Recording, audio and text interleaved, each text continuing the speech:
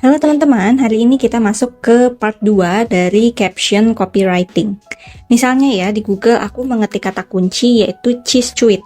Kita lihat di halaman pertama Google, yang pertama keluar adalah username Instagram dengan kata kunci cheese tweet. Dan juga bio Instagramnya dengan kata kunci cheese tweet. Nah teman-teman, jadi ketika kalian misalnya membuat akun Instagram untuk usaha atau bisnis atau personal branding kamu, bisa juga nih caranya kamu memasukkan kata kunci pada username Instagram. Misalnya kalau ini yaitu Bandung Cheese Tweet, kamu misalnya juga bisa nih kalau kamu punya usaha sewa jas atau sewa kebaya. Misalnya kamu tulis dengan sewa jas Bandar Lampung atau sewa kebaya Bogor. Kemudian di bio Instagram tuh jangan lupa kamu tekankan lagi. Misalnya apa? Sewa jas murah atau sewa jas terlengkap. Nah, misalnya gitu ya, di Lampung atau di Jakarta atau di Bogor. Kemudian setelah itu kita lihat nih, nggak hanya akun Instagramnya aja, namun ada juga nih websitenya juga masuk ke halaman pertama Google, karena websitenya ya sudah mengandung kata kunci itu sendiri ya, yaitu cheese tweet. Kemudian pada isi artikel atau isi websitenya juga menuliskan Bandung Cheese Tweet. Kita lihat nih, kemudian di halaman pertama Google juga menyediakan website Cookpad, karena Google tahu ya Cookpad ini kan website tentang masak-memasak. Selanjutnya di bagian gambar nih, kita lihat gambarnya ada dari Shopee. Nah, kok dari Shopee itu bisa muncul sih di Google? Karena nama produknya pasti ada kata cheese tweet gitu. Jadi kata kunci yang ada di Shopee itu ternyata juga masuk ke Google. Kemudian sosial media lain kita lihat yaitu YouTube. Nah, pasti ini kata kuncinya juga ada kata cheese tweet. Kemudian Facebook juga masuk di sini. Kemudian Tokopedia. Nggak hanya itu, GoFood juga masuk nih. Kata kuncinya dari si cheese tweet, karena nama restonya yaitu ada kata kuncinya sendiri, cheese tweet. Kemudian kita lihat nih teman-teman, ini kan untuk versi desktop ya. Kita lihat misalnya untuk versi dari mobile. Untuk versi mobile sendiri, cheese tweet yang pertama keluar adalah produk dari sponsor atau marketplace ya. Kemudian kita lihat lagi nih, sama seperti di desktop, di bagian mobile untuk Instagram cheese tweet juga terdeteksi oleh Google. Kemudian kita lihat lagi nih, untuk tampilan mobile biasanya dia keluar juga video. Nah, video ini ada dari YouTube. Kemudian untuk video singkatnya ada dari TikTok. Nah, jadi teman-teman, penting ya untuk belajar membuat caption copywriting juga di TikTok. Karena apa? Karena dia bisa juga nih muncul di Google. Caranya seperti yang aku mention pada hari sebelumnya, yaitu cheese tweet kata ini ada di bagian postingan kalian atau di gambar atau video atau di sampul. Kemudian ada juga di caption. Namun perlu diingat juga, kamu nggak perlu spam kata kunci ya.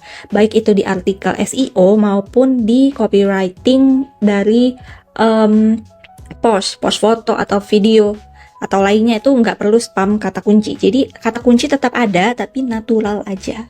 Kemudian kita lihat nih video singkat dari YouTube Reels misalnya atau short YouTube. Kemudian gak hanya itu, selain dari TikTok, dari Instagram, misalnya dari YouTube Short, tadi kan ada juga dari Facebook. Nah, jadi ini adalah versi di mobile. Dia juga dari sosial media lain itu ikut muncul. Kemudian misalnya kata kuncinya kita persempit lagi ya, menjadi resep cheese tweet misalnya. Untuk resep cheese tweet sendiri, nah dia akan muncul lagi nih lebih banyak dari TikTok, dari YouTube, dan sebagainya. Kemudian kita lihat lagi nih untuk versi Google-nya. Kita tulis menjadi resep cheese tweet ya. Pertama yang keluar adalah Cookpad. Tuh, misalnya seperti itu ya. Kemudian website dari Vimela. Lalu kita lihat lagi nih yang lainnya, misalnya tuh TikTok, Instagram.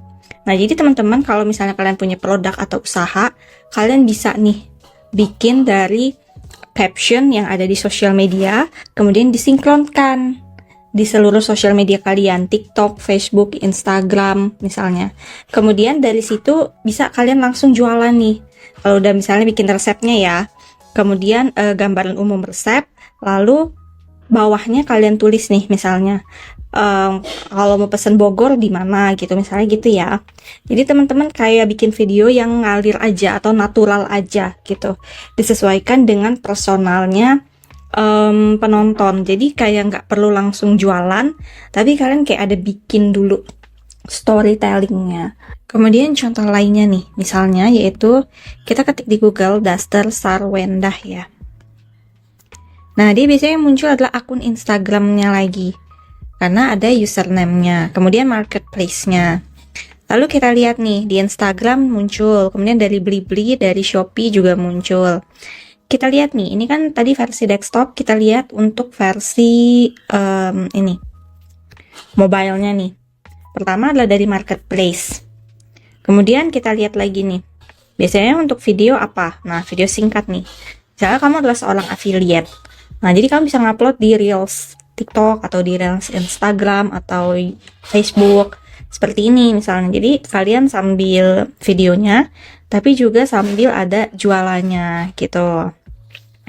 Nah, kemudian untuk bikin kalau bikin video atau foto itu usahakan gambarnya jelas ya, karena kan TikTok ataupun sosial media lainnya itu juga mengoptimasi dari gambar kamu. Jadi setidaknya itu gambarnya itu harus jelas.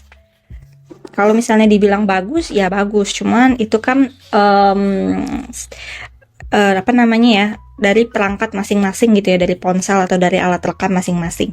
Cuma yang penting gambarnya itu jelas, storytellingnya bagus, dan langsung masuk gitu loh ke manfaat atau solusi untuk orang lain, sehingga mereka itu tertarik beli. Jadi nggak usah yang kayak langsung jualan banget, tapi ingat ada storytellingnya yang khasnya manusia banget lah, khasnya kebutuhan manusia gitu.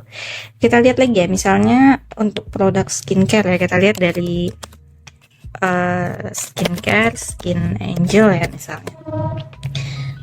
Kita lihat nih untuk di versi desktop, kita lihat dia dari marketplace. Nah, kemudian kita lihat lagi nih untuk versi di mobile, karena kebanyakan orang kan lebih banyak melihat langsung di mobile ya daripada di desktop.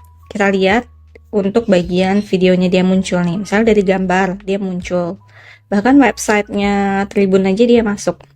Kemudian kita lihat pada bagian video nih, misalnya review-review yang ada di TikTok, Instagram, ataupun YouTube itu masuk juga di bagian Google. Jadi teman-teman kalau misalnya affiliate, itu affiliate yang natural aja, kemudian baru tuh di belakangnya bisa promoin si produk kalian gitu. Jadi kayak lebih natural dan kayak nggak terkesan langsung jualan, karena orang akan lebih tertarik kalau dari yang videonya tuh kelihatan natural, kelihatan honest, kelihatan jujur gitu.